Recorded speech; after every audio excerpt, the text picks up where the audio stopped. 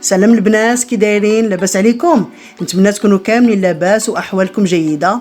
انا جيت بحال ديما وجبت لكم الجديد، حاجه سهله ماهله وفي الاستطاعه نتاع كل وحده.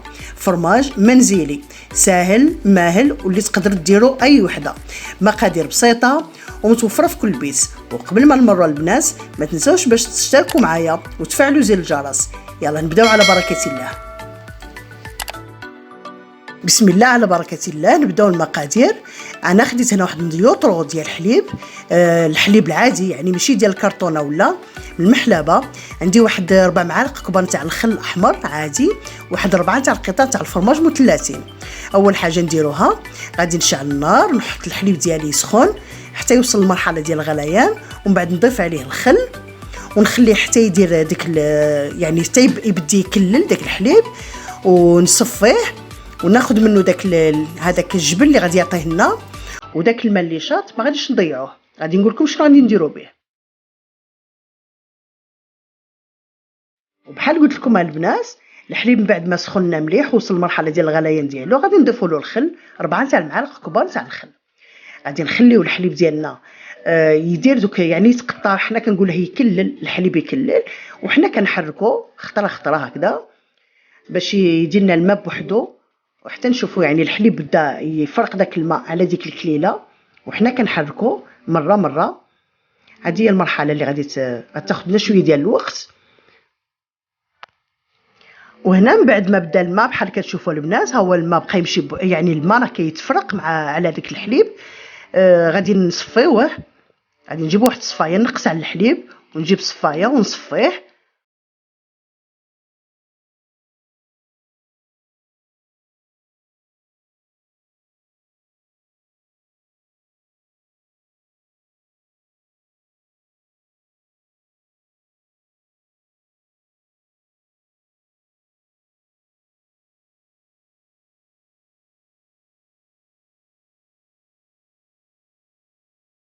وهنا اللي بديت نصفيه، والصفايه عندها العينين كبار يعني ماشي مشكل يفوتنا الحليب، ما حنا غادي نحتاجوه يعني ما غاديش يضيع. غادي نحاولوا ناخذوا غير داك الشيء اللي غادي ناخذوه، والشيء الاخر غادي نحتاجوه. غادي نصفيو شويه،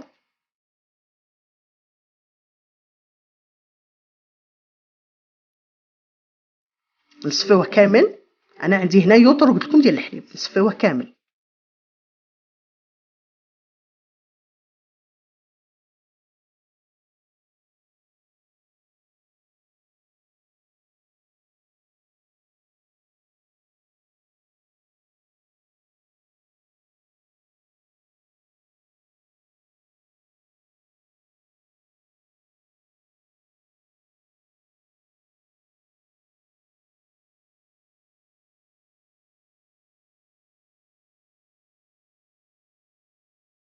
دابا غادي ناخذ داك الجبن، هذاك هو اللي الكميه القليله يعني واخا ماشي بزاف ولكن نحتاجوها. غادي نزيد عليها واحد شويه ديال الملح. غادي نرجعوا داك الحليب هذاك نص الكميه، انا درت يوطرو يعني هنا خديت نص يوطرو، غادي نرجعوه فوق النار. وقلت لكم واخا كيكون ما صافيش مليح معليش لحقاش غادي نحتاجوه. غادي نضيف له 2 معالق كبار ديال النشا ونخليوه يعقد، نبقاو نحركوه حتى يعقد لنا شويه، نقصوا عليه البوطه نحركو شويه ونخليوه يعقد.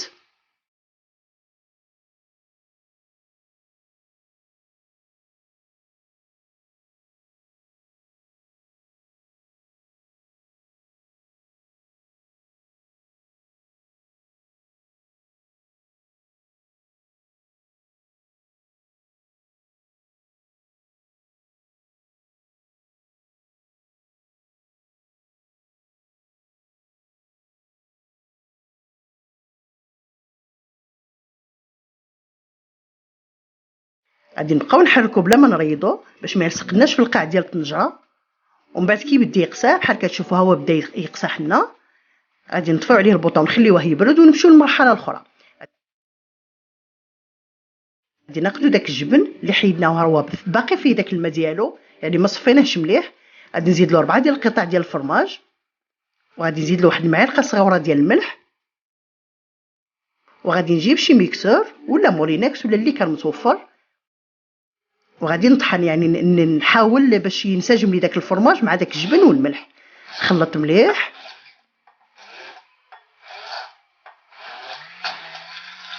من بعد ما نخلطوه بحال كتشوفوا البنات راني نخلط مليح.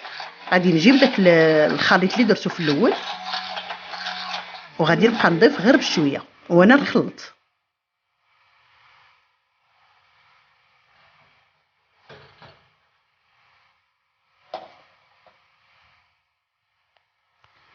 بحال كتشوفوا البنات كنبقاو نزيدو غير بالكميه قليله وحنا كنطحنوا شويه بشويه باش ينسجموا لنا كاملين. انا درت نص يطرو كامل ونطحنوا وصافي. ها هو الفرماج ديالنا موجود.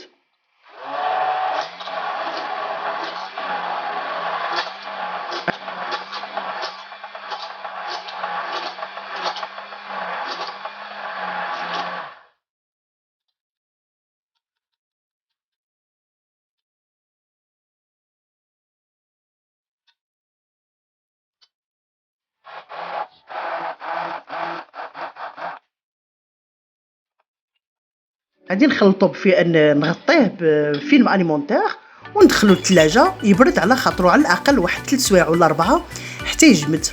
وهذا الفرماج البنات راه عنده بزاف ديال الاستعمالات. نديروه في الكنافه، نديروه في لينيم، نديروه حتى في البطبوط، نعمروا به البطبوط. المهم عنده بزاف ديال الاستعمالات وهذه اللي غادي تكون ان شاء الله الوصفات القادمه ديالي. نتمنى انكم تجربوه وتجربوا البنات. هاد الفرماج راه كيجي زوين ويجي فيه ديك النسمه ديال الجبن كيجي رائع. ما تنساوش البنات تشتركوا معايا وتفعلوا زر الجرس بحال قلت لكم وما تنساونيش باللايكات. واخا البنات لايك. يلا نتمنى لكم شهيه طيبه وبالصحه والراحه ومع السلامه.